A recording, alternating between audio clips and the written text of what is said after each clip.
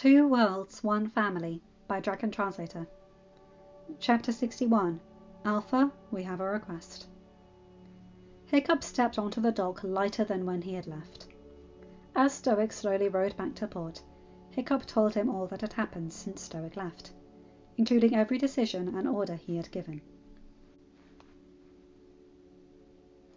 Stoic had not said a word, actually listening as Hiccup talked. Right before they reached the dock, and when Hiccup's words ran dry, Stoic smiled and praised Hiccup for everything, agreeing with every order and decision, even Mildew's exile. That served to loosen many muscles. Knowing his feelings for Astrid were normal, and expected, ripped the rest of the chains that shackled him. Hiccup could breathe again. He could stand tall, without a fear that he would annoy Astrid, or that someone in the tribe would declare him a madman and cast him off the island. The second being a more recent fear, as the feelings got worse. Hiccup met him even before Toothless and Sharpshot could move. Given that both dragons seemed to grumble in the old tongue, Hiccup knew neither were too pleased by that fact. Astrid looked unapologetic as she took his left hand, and her eyes seemed to roam all over before focusing upon his face. She must have saw something she liked, because she smiled and began rubbing his knuckles with her thumb. Hiccup's eyes closed. The now known and understood feelings crashed over him again. This time he did not try to shove them aside. This time he let the wave crest and rain down upon him. The feelings settled, though they did not go away in full. Hiccup did not mind. He relished in them now, and he heard something deep within him purr in satisfaction. He wondered if that was the dragon side Sharpshot spoke of. It certainly sounded like a well-pleased dragon. Son? Hiccup's eyes snapped open. His cheeks warmed at the wink his father sent him. Hiccup cleared his throat, standing to his full, if still tiny compared to Stoic, height. Welcome home, Stoic the Vast. We praise the gods for your glorious and safe return. I, Acting Chief, Hiccup Horrendous Haddock III, placed the Isle of Berk and the Hairy Hooligan tribe back into your leadership. May the gods grant you the wisdom and strength to lead us. Stoic smiled, tossing an arm across Hiccup's shoulders and causing Astrid to lean back as his hand almost hit her, even with her standing a step away. Stoic briefly looked at her with a contrite expression before looking back at Hiccup. I, Stoic the Vast, accept the island and the tribe back. To the glory of the gods. He winked at Hiccup. Since you already told me everything, Git. Just remember we dine with Dolphins tonight. Yes, sir. Hiccup moved out from under his father's arm and led Astrid past Toothless and Sharpshot. He stopped beside Stormfly and gestured for Astrid to climb into the saddle. Astrid frowned, mouth opening and a question resting in her eyes. Hiccup placed a finger upon her lips and leaned closer. We'll talk in the cove. Astrid blinked but nodded her head. Hiccup stepped back, turning towards Toothless. A voice from upon the cliff face checked him.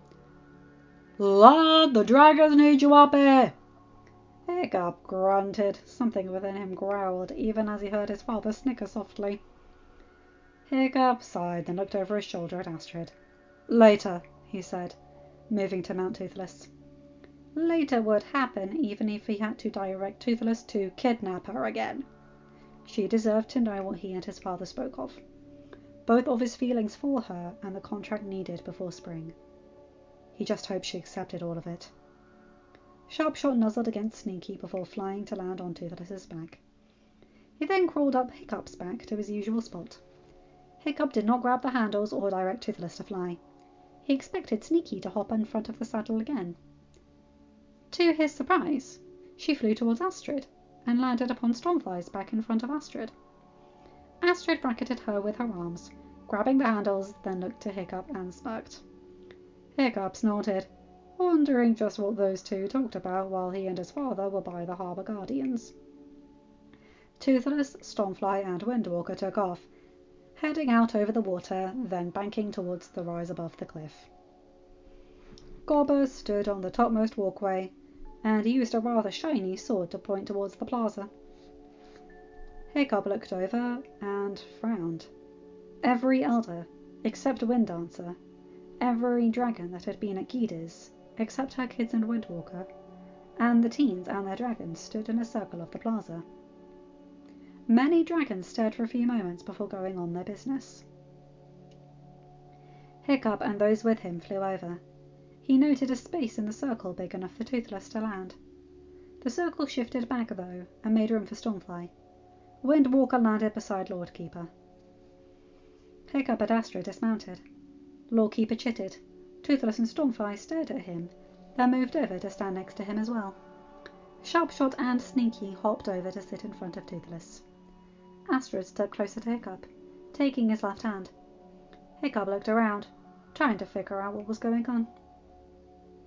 Before anyone could move or speak, a squawk caused everyone to look up.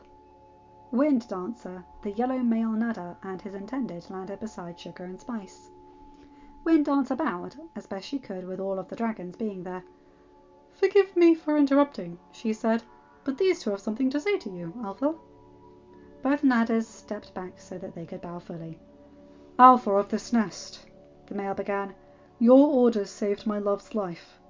Your mercy allowed me to remain with her, even after I insulted you and broke civility laws. I sought aid from dragons, and it was humans, who I thought were evil, that returned my life back to me. I humbly ask if I and my intended may join your nest and call you our Alpha." Hiccup blinked, then tilted his head. "I told you that wasn't up to me, but to Astrid," he said. "I told him I have no objections when you flew that terror to Gothi," Astrid said, after telling him he should have stomped the tiny Fang flatter. Stormfly muttered. Hiccup looked at Stormfly, then turned to Astrid. She grinned and shrugged her shoulders. "You're mine, Hiccup. And that terror tried to shoot you." That got a response from the dragons that was not in the glen. Hiccup lifted his right hand and the growling and snarling subsided. "It's been taken care of," he said. "Lady Alpha," Barf began. "Said it was," Belch continued. "Elder Gothi's?" Barf asked. Hiccup sighed. "Yes. The terror male is being treated at Gothi's. I know what he did was wrong, and he will answer for that.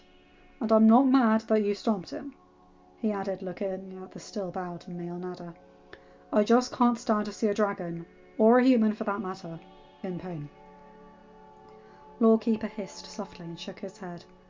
"The Alpha protects them all," he said softly, and the other elders tilted their heads and stared at him, before looking back to Hiccup. Hiccup frowned as all the elders chittered something that had most of the other dragons chirping and chittering, and all sounding astonished. Toothless and Sharpshot warbled and chirped something that sounded as if they already knew whatever it was the elders spoke of, and were smug about knowing. Hiccup glanced at his brothers, only having to have Toothless toss his head towards the still bowing Nadas. Hiccup lifted his hand again. The conversation in an old tongue stopped. He released Astrid's hand, and then walked over to the pair. "Please stand. That's got to be uncomfortable." Both stood and turned their heads so that they could see Hiccup. He lifted both hands, palms out, and turned his gaze. Toothless warbled, and Hiccup figured his brother was explaining. He felt warm scales press into his palms, and turned back. He began scratching their muzzles, as both Nadas cooed, their eyes dilating and becoming half-lidded. "Welcome to the nest," he said softly, then frowned. "Do you mind if I give you both names? It would really make my life easier." The two Nadas gave chirps that sounded like questions, though neither lifted their heads, and Hiccup never stopped scratching their scales. Hiccup grinned. Dragons did love to have their muzzles scratched. Wind Dancer laughed and chittered in the old tongue. The two Nadas gave dual chirps but still did not move. "They agree, Alpha," Wind Dancer said, amusement in her tone. "They would be honoured to be named by you." Hiccup smiled, but reminded himself that he had to speak to Toothless before the day ended. There had to be a way to get the dragons to pick a name that they liked. He gave both Nadas one last scratch before stepping back. The other dragons had summoned him for a reason, and had been patient while the Nadas spoke. Hiccup frowned. Snotlout, standing beside Hookfang, looked ill but thoughtful. Fishlegs looked down at Meatlug and beamed. Rough and Tough were smirking at Barf and Belch. Hiccup blinked as Wingblaze nuzzled against Hookfang, and Hookfang's eyes dilated. "So, how many matehood ceremonies do I have to oversee?" he asked, grinning. All the dragons, except for the ones at the Hoversons earlier, blinked and tilted their heads. Those present when Windwalker and Stormfly asked Brynja's permission began chortling. "You know the Alpha oversees matehood ceremonies?" Amethyst asked, sounding slightly in awe. Windancer chittered. "Alpha was present when Windwalker and Stormfly asked our flock leader's permission. I told Alpha then." "Always got to be ahead of the flock, don't you, Stormfly?" Hookfang asked. "You do see who my rider is, right?" "Hey!" "Protest all you wish, sister. We all know you would walk in front of Alpha if you did not enjoy holding his paw so much." Astrid snorted, but moved over and took Hiccup's left hand again. The dragons chortled. Snotlout grimaced, but the other boys grinned. Ruff cackled. Hiccup snickered and looked back at the elders. "When will these ceremonies need to take place?" "1 moon cycle," Lawkeeper said. "It will give time," Knowledge began. "For a mated month," Wisdom continued. "Before the flight," Knowledge added. "To the hatchery," Wisdom finished. Hiccup lifted his eyes to the sky. He frowned. 1 month would still be before the first snowfall, he said, lowering his eyes to the elders. "What will I need to do?" "The elders and I will meet with you, Alpha," Lawkeeper said, "before the ceremonies happen. We will explain everything then. We felt it best to have them all in one day. Easier for you, Alpha." "Thank you," Hiccup said, smiling. He then turned to the other dragons. "Congratulations to all of you. But if you'll excuse me, I have something to speak to Astrid about." "Not so fast, lad." End of chapter. Hi guys, hope you enjoyed that. I like that chapter. The Nadas have joined the nest. Hiccup's going to give them a name. And they're all planning the wedding. Eee, that makes me happy. Anyway, you guys know the drill. Like, comment and subscribe and hit that bell to get notified whenever I upload a new video.